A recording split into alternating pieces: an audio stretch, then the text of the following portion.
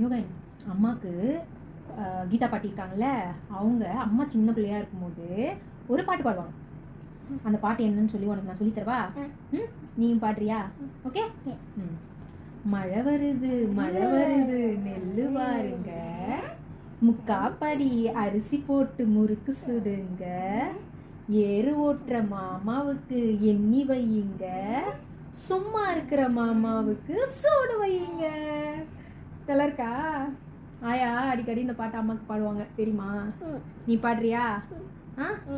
பாடு பாப்போம். தெரியல, எப்படி அம்மா பாடவா?